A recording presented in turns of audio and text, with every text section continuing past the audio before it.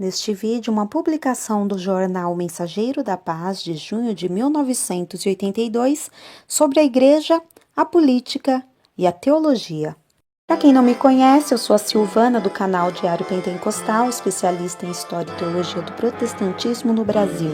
Se você ainda não é inscrito, se inscreve no canal, deixe seu curtir e compartilhe com seus amigos para que mais gente conheça o canal.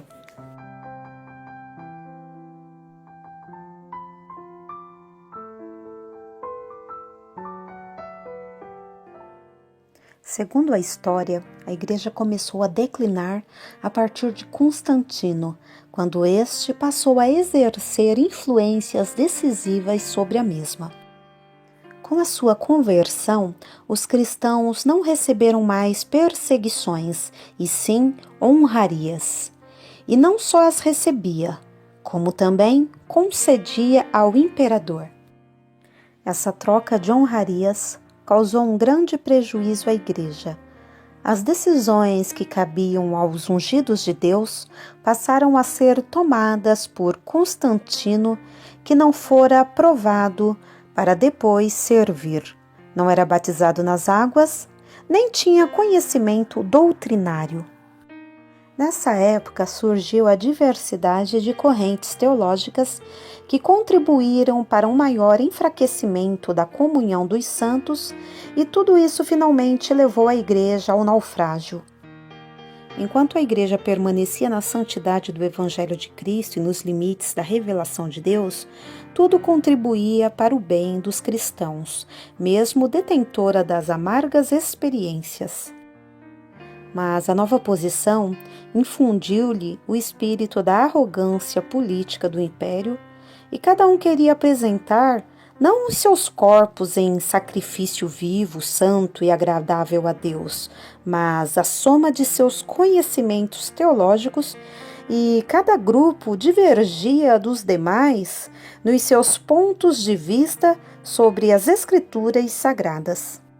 Cada um queria ocupar não só a posição de servo, porém, o mais alto posto ministerial, e ainda elevar o ministério do Senhor a um grau que nem mesmo Deus elevaria.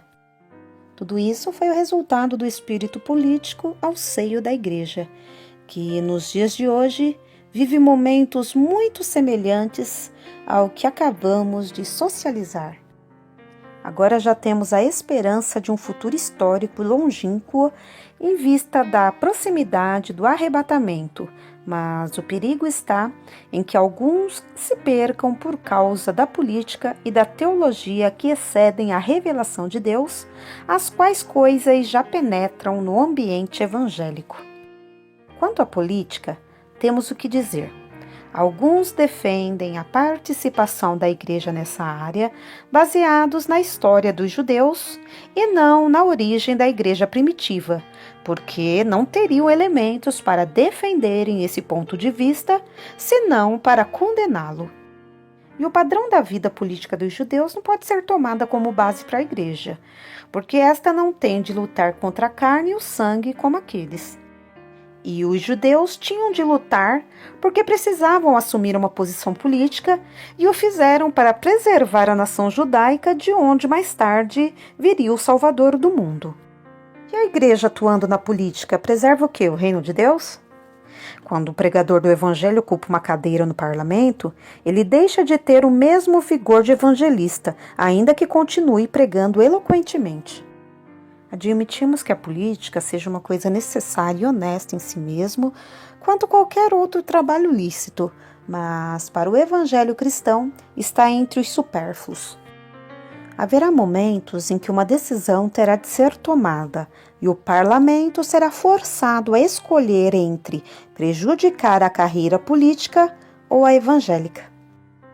Recentemente, um parlamentar evangélico foi interrogado à minha vista e à de outros irmãos da seguinte maneira: não poderiam os deputados evangélicos ter impedido a aprovação da lei que declarou feriado nacional dia 12 de outubro para culto público à padroeira do Brasil? A resposta foi a seguinte: não, porque entraríamos em choque. Será que esta resposta é a de um parlamentar que está ali para defender os interesses da igreja, como costumamos ouvir por ocasião das campanhas políticas? Aí está o que Jesus disse: ninguém pode servir a dois senhores, porque ou há de odiar um e amar o outro, ou se dedicar a um e desprezar o outro. Não podeis servir a Deus e a Mamon. Mateus 6:24. Quanto à teologia, dizemos que ela é boa, se ostentar essa flâmula. As coisas encobertas são para o Senhor nosso Deus, porém as reveladas são para nós e para nossos filhos para sempre, para cumprirmos todas as palavras da lei. Deuteronômio 29:29. O perigo na área teológica está em que o nosso espírito pesquisador às vezes não se contenta com o que nos é dado por revelação de Deus e deve já avançar para o campo das coisas ocultas. E se sairmos do campo da revelação, entraremos inevitavelmente no da suposição e daí para as heresias. Somos do seguinte parecer: a política deve ser evitada pela igreja, isto é, a participação ativa na política, porque trará permuta de honrarias e, consequentemente, arrogância. Isso está diante dos nossos olhos, não podemos negar, e a teologia deve ser orientada na direção do Espírito Santo. Existe uma preocupação do povo evangélico que pode ser expressada nas seguintes palavras: se não houver evangélicos no parlamento, o que será da igreja? Temos por certo que, para a igreja, se esta permanecer fiel a Deus, nenhum perigo há que a administração política esteja nas mãos dos homens ímpios, porque mesmo na sua impiedade cumprirão os desígnios de Deus. Quem é aquele que diz, e assim acontece quando o Senhor o não mande? Lamentações 13:37. E amontoarão para os justos.